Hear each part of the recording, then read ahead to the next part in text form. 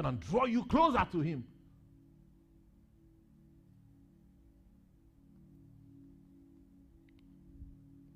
Somebody shout, it is common. It means you can overcome it.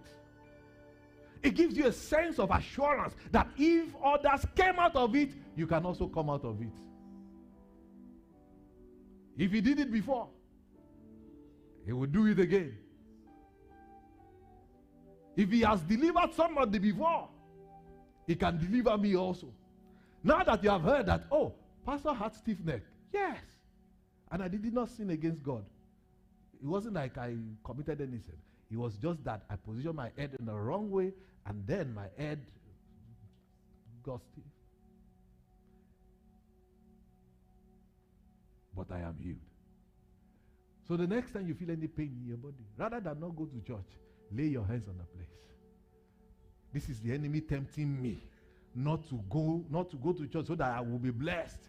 By the stripes of Jesus, I am healed. Then you come to church, believing God for it. Glory be to God. By the stripes of Jesus, I am healed. Hebrews chapter 4, verse 15 says, for we don't have an high priest who cannot be touched by the feeling of our infirmity. So, for we do not have a high priest who cannot sympathize with our weaknesses, but was in all points tempted as we are, yet without sin. He was in all what? All points tempted as you are. So Jesus is this high priest that we are talking about, and he was tempted just like you are, yet he did not commit sin. Somebody shout, it is common. It's common. 1 Peter chapter 5 verse 9. 1 Peter chapter 5 verse 9. It says, whom you resist, it says, resist him steadfast in the faith, knowing that the same sufferings are experienced by your brotherhood in the world. Give me TPT version. Knowing that, amen, it is on the basis of knowing that you are not the only one going through it. He says you can resist the enemy. So take a decisive stand against him and resist his every attack with strong, vigorous faith. For you know that your believing brothers and sisters around the world are experiencing the same kinds of trouble you endure. Amen. Amen. So the first key to overcoming the temptations of the enemy when they come at you is for you to know. Because the difference between the one that is victorious and the one that is not victorious is what they know. So he says, know that it is common.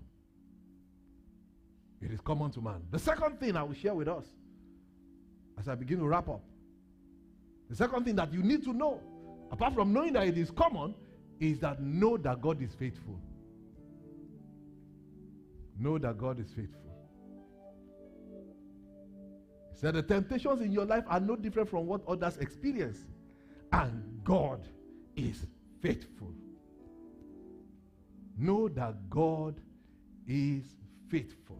1 Corinthians 1:9 says God is faithful. Deuteronomy 7:9, God is faithful. 2 Corinthians 1:18, God is faithful. 1 Thessalonians chapter 5 verse 24, God is faithful. 2 Thessalonians chapter 3 verse 3, God is faithful. Many times in our lives, we forget the faithfulness of God.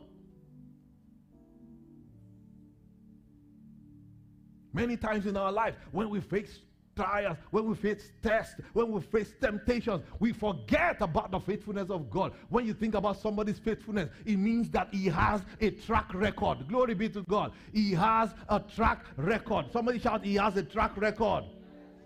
You are facing temptations. For example, somebody is tempting you. Just always remember, God, you are faithful. Faithful to do what? The first thing that God is faithful is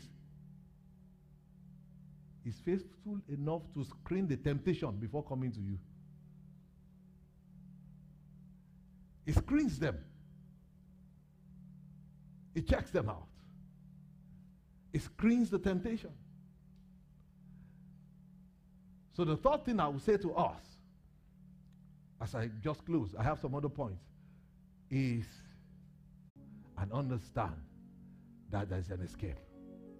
No matter what the enemy brings your way, Maybe it's tempting you to, maybe somebody, maybe a boss is sexually harassing you in the office.